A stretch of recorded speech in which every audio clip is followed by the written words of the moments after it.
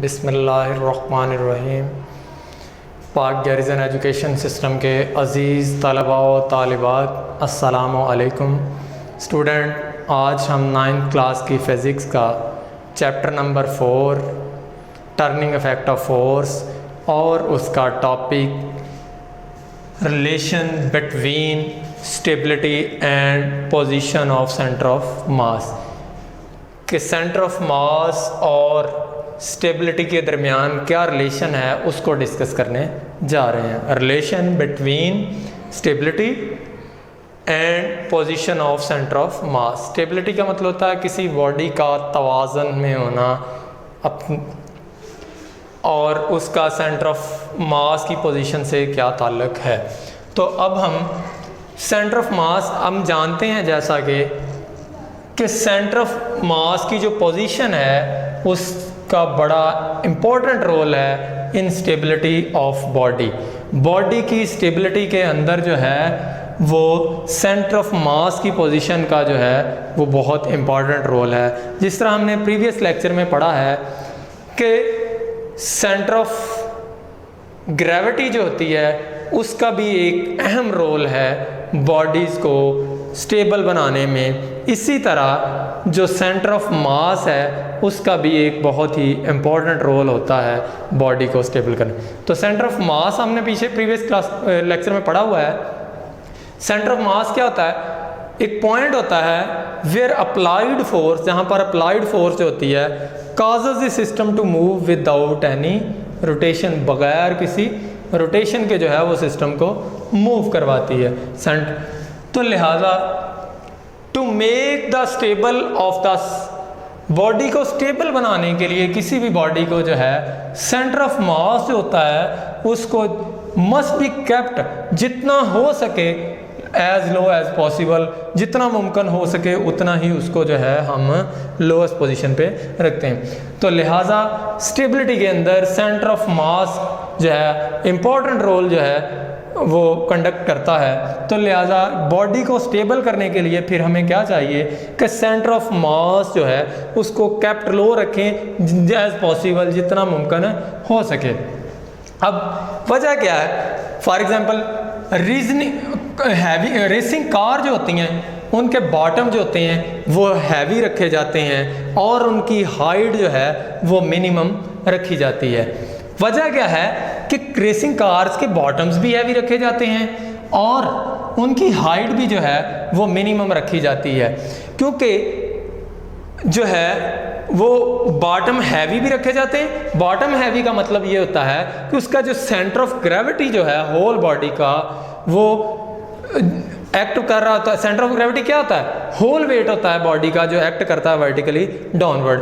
तो जितना वेट जो है लोएस्ट पोजीशन पे होगा उतनी ही बॉडी कार जो है वो स्टेबल रहेगी, वो टर्निंग के दौरान क्रॉसिंग के दौरान जो है वो अनस्टेबल पोजीशन में नहीं जाएगी। इसी तरह और उनकी हाइट कम करने की वजह से उनका सेंटर ऑफ मास भी जो है वो सारे का सारा जो है वो लोएस्ट पोजीशन पे। तो लिहाजा रेसिंग कार को इसीलिए हैवी बॉटम बनाए जाते हैं और इनकी हाइट कैप रखी जाती है ताकि सेंटर ऑफ मास और सेंटर ऑफ ग्रेविटी जो है उनको लोएस्ट पोजीशन पे लाया जा सके।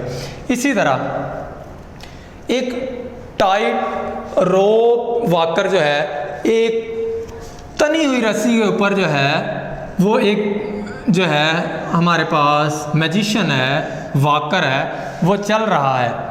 तो जब वो एक रस्सी के ऊपर चलता है तो वो लॉन्ग पोल यूज़ करता है। ये वाले पोल इसलिए यूज़ करता है कि वो अपने सेंटर ऑफ मास को जो है वो इन पोल्स के ज़रिए लोएस्ट पोजीशन पे ले आए। तो जितना वो लोएस्ट पोजीशन पे जो है इन मास को ले आएगा वो उतना ही जो है स्टेबल हालत में होगा। लिहाजा वो अगर ऊपर चल रहा है तो वो स्टेबल है, वो फॉल भी कर सकता है, उसको डेंजर है फॉल करने के लिए, अनस्टेबल पोजीशन में खड़ा है, लेकिन वो अपनी स्टेबिलिटी की पोजीशन को मेंटेन करने के लिए क्या करता है? पोल्स का सहारा लेता है और वो जो लॉन्ग पोल्स होते हैं वो उसके सेंटर ऑफ मास को जो है वो लोएस्ट पोजीशन पे ले आते हैं, जिसकी वजह से एक टाइट रोप के ऊपर जो वॉकर है वो मूव कर सकता है, क्योंकि उसका सेंटर ऑफ मास जो होता है वो लॉन्ग पोल की मदद से लोएस्ट पोजीशन पे ले आते हैं। एग्जाम्पल देख लें, अगर हम अपनी डेली लाइफ के अंदर देखें तो आपके सामने एक सीविंग नीडल है, उसको फिक्स किया गया है एक कार के अंदर। A sewing needle is fixed in a car. एक सीविंग नीडल को कार के अंदर फिक्स किया गया है। तो कार जो है उसको किस चीज़ ने जो है वो स्टेबल किया हुआ है, सवाल यहाँ पे पैदा हुआ। तो कार को जो है वो हमने क्या किया, बैलेंस करने के लिए on the tip of needle जो है बाय हैंगिंग फॉर्क, हमने उसको फॉर्क के साथ जो है वो उसके साथ फॉर्क लगा दिए, फॉर्क के साथ लटका दिया। यानी कि एक कार का जिसमें से नीडल पास कर रही है और वो नीडल जो है वो स्टेबल पोजीशन में जो है वो वर्टिकली कैसे हो सकती है। हम जो है दो कार जो है उसको हम जो है फॉर्क उसके गिर्द हैंग करके फॉर्क की मदद से जो है हम उसका जो सेंटर ऑफ मास है उसको लोएस्ट पोजीशन पे ले आए, जिसकी वजह से जो है वो नीडल कॉर्क जो है needle passing in a car, जो कार में से पास कर रही है वो क्या है, स्टेबल पोजीशन में है। दोबारा सुन लें, a sewing needle is fixed in a car. एक सीविंग नीडल जिसको कार के अंदर फिक्स किया गया है। The cork is balance, cork balance है। किस वजह से ये स्टेबल हालत में है, बैलेंस हालत में है? वजह क्या है कि on the tip of needle, needle की टिप के ऊपर बाय हैंगिंग फॉर्क के उसके गिर्द फॉर्क जो हैं हमने वो लगा दिए हैं, जिसकी वजह से ये पोल जो हैं ये क्या करेंगे, ये इसके सेंटर ऑफ मास को लोएस्ट पोजीशन पे ले आएंगे। इसी तरह अगर एक पर्च पैरेट देखें तो पर्च पैरेट जो होता है which is made heavy from its tail, जिसको उसकी टेल से जो है वो हैवी बनाया जाता है। यानी कि इसका सेंटर ऑफ मास जो होता है वो सारे का सारा जो है इसकी जो है वो टेल के अंदर जो है वो लाई कर रहा होता है। अगर हम इसको स्लाइटली टिल्ट भी करते हैं, थोड़ा सा हिला के छोड़ते भी हैं, तो ये जो है इसका सेंटर ऑफ मास जो है वो हाईएस्ट पोजीशन पे आ जाएगा।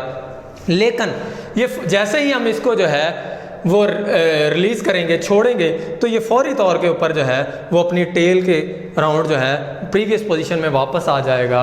वजह क्या है कि इसका सेंटर ऑफ मास जो है वो इसकी टेल के ऊपर है, लोएस्ट पोजीशन के ऊपर है। तो जितना centre of mass lowest position पे होगा उतनी ही बॉडी स्टेबल हालत में होगी। इसी तरह एक हम टॉय लेते हैं, कीप इट सेल्फ अपराइट, इसको सीधा ऊपर की तरफ रखें।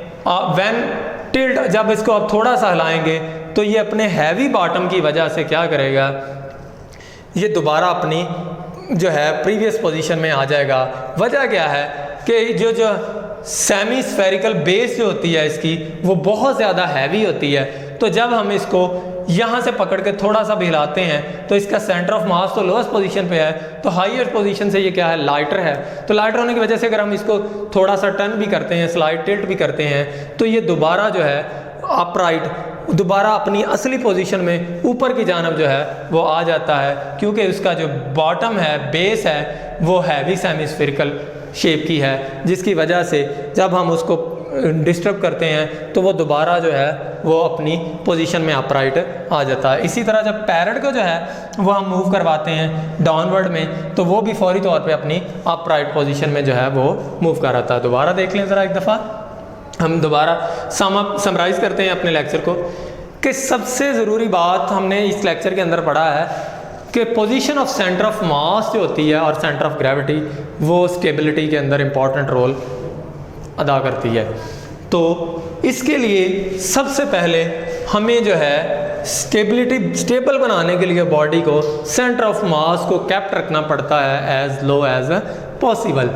तो रेसिंग कार जो है एग्जांपल हमने ली कि रेसिंग कार जो हैं उनके बॉटम हैवी क्यों बनाए जाते हैं और उनकी हाइट क्यों लो रखी जाती है, वो इसलिए मिनिमम रखी जाती है ताकि उनका centre of mass lowest position पे आ जाए और गाड़ी जो है वो स्टेबल हालत में हो सके। तो इसी तरह अगर एक टाइट रोप के ऊपर एक वॉकर जो है वो चल रहा है तो वो क्या करता है, वो अपने आप को बैलेंस करने के लिए कि वो अपना अनबैलेंस ना हो, तो वो अपने आप को बैलेंस रखने के लिए वो लॉन्ग पोल्स जो हैं उनका सहारा लेता है ताकि वो अपने सेंटर ऑफ मास को पोल्स के ज़रिए लोएस्ट पोजीशन तक ले जा सके। इसी तरह अगर एक सीविंग नीडल देख लें जिसको कार के अंदर फिक्स किया गया होता है, और कार्क जो होता है वो बैलेंस होता है on the tip of needle. Needle की टिप के ऊपर वो कैसे बैलेंस होगा, ये देखें, कार्क में से नीडल को गुजारा गया है तो नीडल जो है वो कार्क जो है वो नीडल की टिप के ऊपर बैलेंस है। तो वो कैसे नीडल की टिप के ऊपर, हमने फॉर्क जो है वो हैंग कर दिए थे, उसके साथ लटका दिए थे, जिनकी वजह से उसका सेंटर ऑफ मास जो था वो हालांकि हाईएस्ट पोजीशन पे था वो लोएस्ट पोजीशन पे आ गया, तो जिसकी वजह से जो है वो नीडल जो है वो अपनी टिप के ऊपर स्टेबल पोजीशन में आ गई। इसी तरह यह कार को उसने स्टेबल कर लिया अपनी टिप्स के ऊपर। इसी तरह एक पर्च पैरेट देखें जिसका हैवी बॉटम होता है, ठीक है, और यानी कि उसकी टेल जो होती है वो हैवी होती है, उसका सेंटर ऑफ मास जो होता है वो उसकी टेल के ऊपर लाई करता है। अगर हम उसको पर्च पैरेट को जो है स्लाइटली टिल्ट करते हैं डाउनवर्ड पोजीशन में, तो वो जैसे ही हम उसको सेट फ्री करेंगे तो वो centre of mass lowest position में होने की वजह से अपराइट डायरेक्शन में मूव करेगा, तो वो दोबारा जो है वो स्टेबल फॉर्म में अपनी असल पोजीशन में आ जाएगा। तो हमने स्टेबिलिटी की डेफिनेशन पढ़ी थी कि स्टेबल इक्विलिब्रियम में बॉडी तब होगी जब उसको स्लाइटली टिल्ट किया जाए और वो अपनी प्रीवियस पोजीशन में वापस आ जाए। इसी तरह एक टॉय जो है उसको देखें, तो टॉय जिसका सेमीस्फेरिकल बेस जो होती है वो काफ़ी हैवी होती है, अगर उसको जो है वो हम डिस्टर्ब करते हैं, स्लाइटली टिल्ट करते हैं उसकी पोजीशन से, उसको लोएस्ट पोजीशन की तरफ लाने की कोशिश करते हैं, तो वो जो है अब हैवी बॉटम की वजह से जो है वो अपनी प्रीवियस पोजीशन में अपराइट जो है वो मूव करता है और स्टेबिलिटी अपनी प्रीवियस पोजीशन में वापस लौट आता है। तो बॉडी का जो है वो उसको अगर स्लाइटली टिल्ट करें और वो अपनी प्रीवियस पोजीशन में वापस लौट आए, इसको स्टेबिलिटी कहा जाता है।